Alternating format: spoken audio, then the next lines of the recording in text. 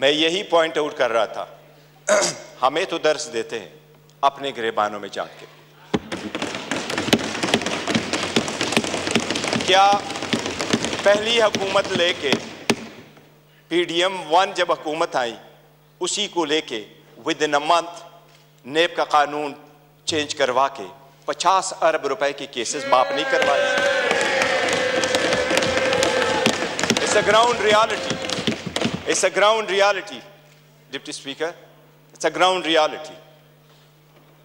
क्या ये कह सकते हैं कि अगर इसको इतना ही घुमंड है जमहूरियत पे, हकूक पे, तो एक लफ्ज बताए जब हमारी औरतें जेल गई हैं, एक लफ्ज उन्होंने कंडेम्ड करके बोला है?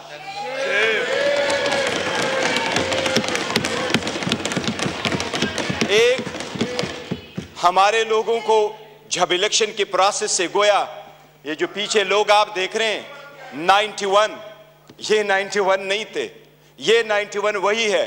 दे वर टू बिग टू रिग, इसलिए नहीं छोड़ सके थे। ये तो हमें 30 भी नहीं दे रहे थे। प्रपोजलों को रोका, सिकंदरों को रोका, डॉक्यूमेंट्स छीने गए, कैसरा इलाही से उसका दुपट्टा छीना गया। इनको एक लफ्ज उस वक्त ये बोले, इन्हीं सरकमस्टांसेस में इलेक्शन जीत करके हम आए हैं। स्पीकर साहब, ये कहां डिप्टी स्पीकर साहब, इनको जमहूरियत रास नहीं आती, इनको वो जमहूरियत पसंद होता है। शहबाज शरीफ साहब कैसे कहते रहे, ये एक दूसरे को मफादात के टक्कर में इकट्ठे होते हैं, इसलिए ये पावर शेयरिंग पर बिलीव करते हैं। इमरान अहमद खान नियाजी अवामी सियासत पे बिलीव करता है, पावर शेयरिंग पे नहीं करते। क्या शहबाज शरीफ ने मलक कयूम को फोन करके कन्विक्शन नहीं करवाई थी? कितने एक ऐसे कितने अदब के साथ अभी कह रहे इकट्ठे बैठ के। आज इन्होंने सारे एक डाइनिंग टेबल पे बैठने वाले लोगों में इतने ओहदे नहीं बांटे। ये इमरान खान है, जिस वक्त आपके पास डेमोक्रेसी आएगी, जिसने मोरूसी सियासत को खत्म किया, मेरे जैसा वर्कर चेयरमैन PTI की हैसियत से इस वक्त खड़ा है। इस ईवान का pride of parliament Umar Khan साहब है। Pride of parliament Umar Khan, जिसके पास शायद ज्यादा वोट तो नहीं आए, he couldn't get most of the vote, but he was the candidate with most credibility, alhamdulillah। हमारा शेर मुल्तान को स्पीकर मुकर्रर किया, वो फर्जंदे मलकंड को इमरान खान साहब ने डिप्टी स्पीकर मुकर्रर किया। इनसे पूछे कोई ओहदा किसी को और देंगे क्या? पीपल्स पार्टी में कोई भी और बंदा नहीं है सदारत के लिए कि जरदारी को आप देते हैं? योर ऑनर, डेमोक्रेसी ऐसी नहीं है। डेमोक्रेसी ऐसी नहीं है कि बकेन के दरख्त लगाए और आड़ू की पौधे का फिर आप तस्वर रखे कि आड़ू मिलेंगे। ये बकेन के दरख्त है, अवाम से इनके कोई उम्मीद नहीं है कि इनको आड़ू मिलेगा। योर ऑनर, हमें एहसास करना होगा ये जाती मुफादात में आते हैं। कितने फ्रॉइडली कह रहा है कि सबसे कम उम्र इनके तरफ है और सबसे बूढ़े भी इनके तरफ बैठे हैं। जमहूरियत में potential ability in talent matter करता है, जो आपको इस तरफ मिलेगा। यही रीजन है कि हम में से इमरान खान का कोई भाई बहन भांजा भतीजा इस वक्त नहीं बैठा, लेकिन हमें जान से अजीज है और हमारे 100 इनके 200 पे बारी है। यही वो डेमोक्रेसी थी मिस्टर डिप्टी स्पीकर। जो लोग हमारे साथ आजाद हुए वो हमसे आगे बढ़े, जो हमारे बाद आजाद हुए वो हमें पीछे छोड़ के गए। जब पाकिस्तान का नाम ले लो, दुनिया के लोएस्ट क्रेडिबिलिटी में आता है। रूल ऑफ लॉ में हम सिर्फ अफगानिस्तान और म्यांमार से आगे, बाकी पूरी दुनिया से पीछे।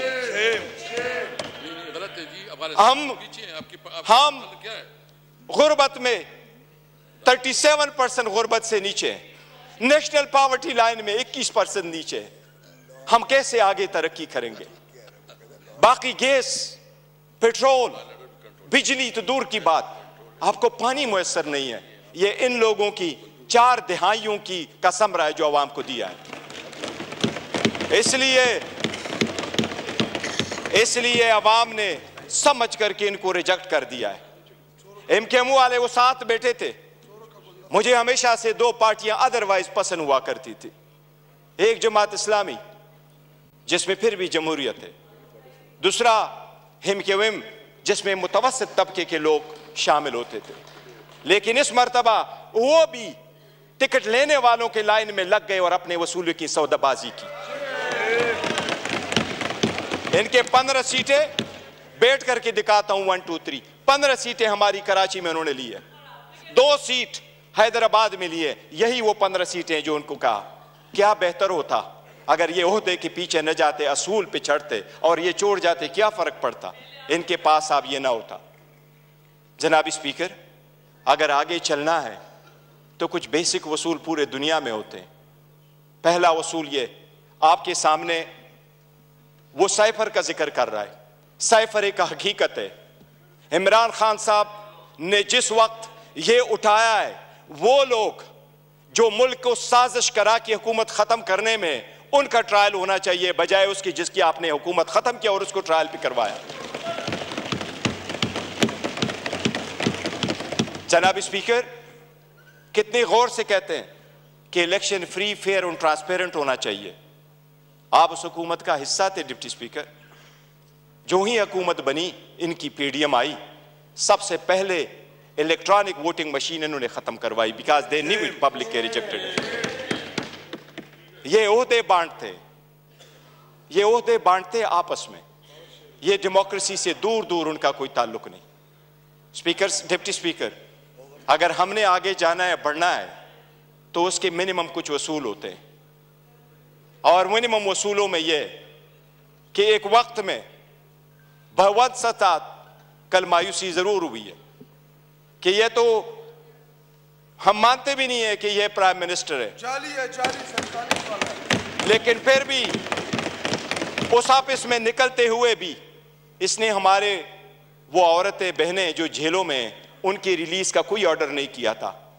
इससे तो यूसुफ रजा गिलानी बेहतर था, जिसने पहले दौर में यह कह दिया था कि जज उसको मैं आजाद कराऊंगा। ये वही वाले लोग हैं जो उस तरफ चले गए। डिप्टी स्पीकर साहब, डेमोक्रेसी के वो उसूल जिसको लोग सुनहरी उसूल क्या कहा करते थे, ये लोग कुर्बान कर चुके हैं। ये आकर के आपको दर्स देते हैं कि हम डेमोक्रेटिक है। योराना, ये डेमोक्रेटिक नहीं है, ये मुफाद परस्त है।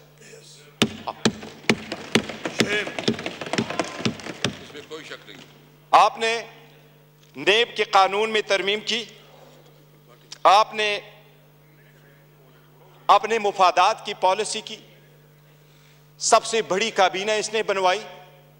इंडिया का मैं एक मिसाल देता हूं डिप्टी स्पीकर, 1971 में इंडिया की आबादी थी 54 करोड़, आज इंडिया की आबादी है 140 करोड़। 71 में इंडिया की लोकसभा की यानी नेशनल असेंबली की सीटें 528 थी, आज भी इंडिया में लोकसभा की सीटें 528 है।